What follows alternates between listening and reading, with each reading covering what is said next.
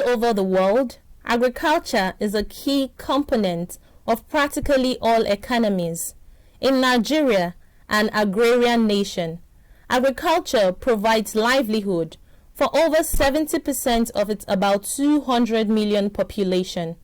It not only feeds the people, but assures raw materials for industries that drive the economy, and as well provides employment for about 35% of the population as of 2020. Of the four agricultural subsectors, namely crop production, forestry, fisheries and livestock, and animal husbandry, the fourth subsector has been in the eye of the storm lately.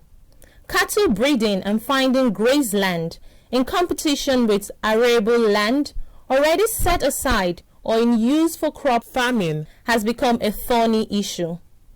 Clashes between farmers and herders, as well with other local communities, is today a dangerous flashpoint resulting into loss of lives and damages to properties. These have had serious political, social, and security consequences, not to talk of economy losses. In all of this, and on the search for solution, several options are on the front burner of public discourse in Nigeria.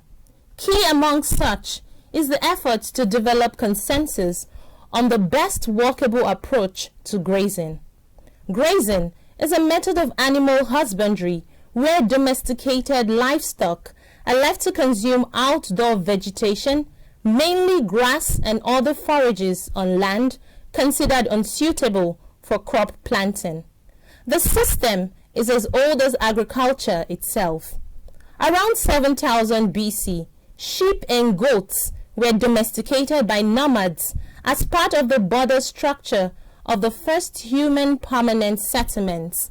This enabled cattle and pigs to be kept with farmers, employing different strategies of grazing for optimum production on seasonal or rotational basis within a grazing period.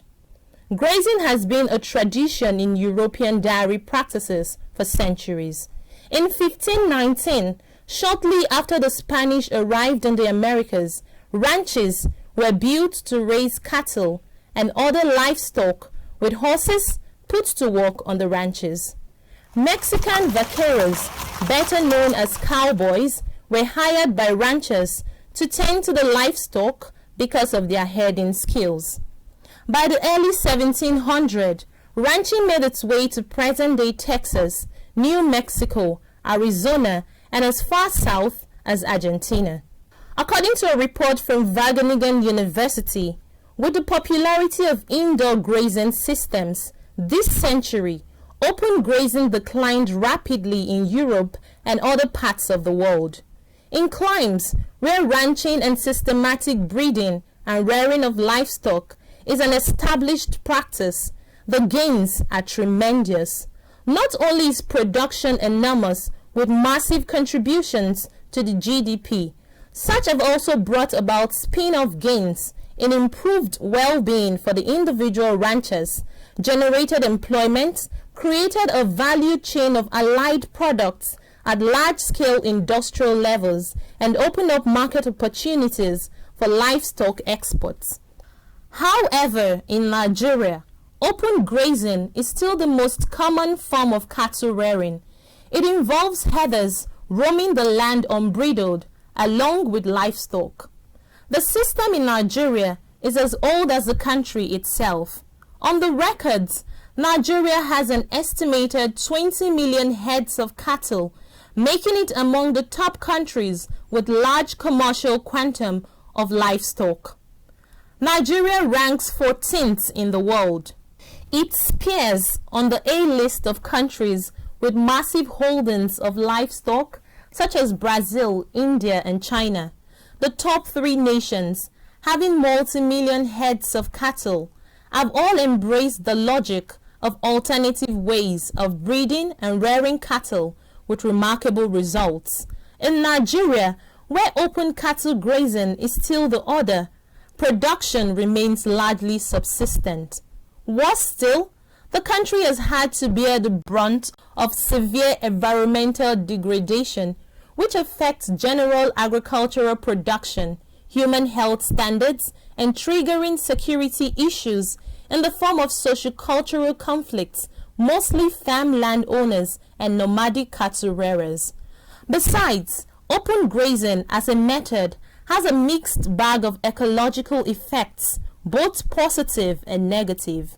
While the system improves the soil fertility, redistributes nutrients, ventilates the soil, controls shrub growth, disperses seeds, and increases biodiversity, overgrazing, which appears the case in Nigeria, increases soil erosion and degrades the environment through deforestation. Then, of course, is disturbing incidents of communal clashes when a restricted land is trespassed into. The struggle for the use of agricultural land for planting and grazing is now fiercer and widespread in Nigeria. Clashes over land use between herdsmen and many crop farming communities claim hundreds of lives yearly. In the effort to find solutions to open grazing and its implications in the country, so many cattle breeding and rearing options are now in consideration. Among several programs is the option of carving out of grazing reserves, establishment of cattle ranches, and the introduction of settlements called cattle colonies, rural settlements. Grazing reserves are areas set aside for the use of pastoralists and their herds. It involves the gazetting, demarcation, and developing a grazing area by the provision of the basic needs of herdsmen and their animals, such as pasture, feed supplements, water resources, marketing outlets, and other infrastructure. The first attempt for an initiative in post-colonial Nigeria came with the Grazing Reserve Act of 1964, aimed at allowing access to grazing lands for pastoralists. The objective was to reduce farmer-pastoralist clashes, improve productivity by encouraging decentralization, and to improve social amenities in such settlements. Among such reserves established were the Kachia Grazing Reserves in present-day Kaduna State and the Obudu Cattle Ranch in today's Cross River State. The broader framework was to address problems confronting livestock development in Nigeria. A total of 415 grazing reserves established from the middle of 1960, most of which have since been lost, while 114 of such reserves were formally documented or demarcated, resulting in encroachment. In 2012, a bill titled the National Grazing Routes and Reserve Establishment Bill was proposed to establish grazing reserves, routes, and a commission to manage them. The plan was to crystallize the reserves into ranches, but the bill never saw the light of day due to suspicions over alleged Fulani expansionist moves. On the other hand, the idea of cattle colonies, rural settlements, was conversed to address the thorny questions over grazing. Rural settlements, according to government, seek to assist pastoral families, animal farmers, not just cattle headers, to settle in an organized place with provision of necessary and adequate basic amenities such as schools, hospitals, road networks, veterinary clinics, markets, and manufacturing entities that will process and add value to meat and other animal products without having to move around in search of grazing land for their cows. These options, experts say, are viable, realistic, and in tandem with the dynamics of today's global best practices. However, open grazing remains a sour national issue.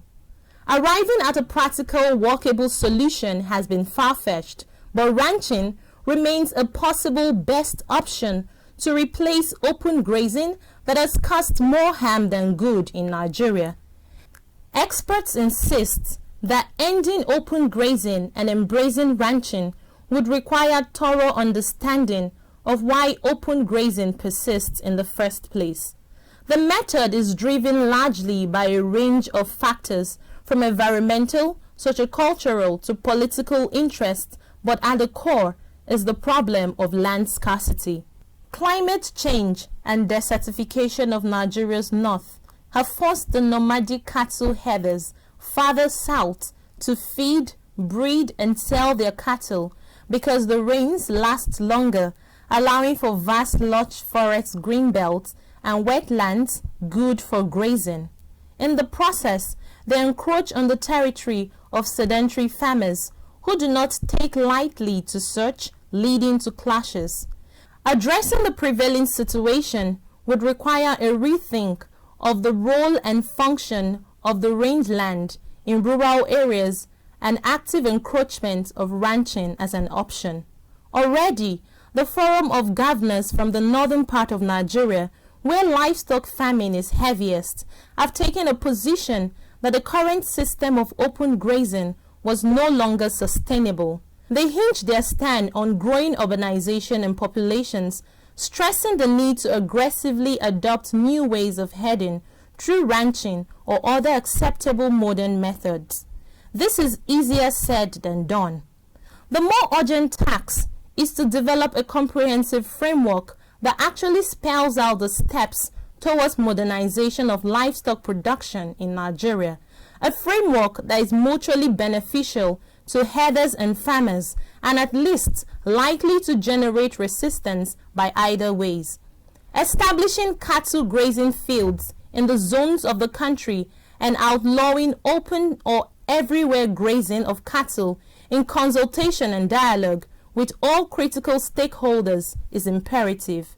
In the view that the climate change, water shortage and droughts are the primary reasons herdsmen migrate to search for fresh water and grass for their cattle, it's key to improve water management practices.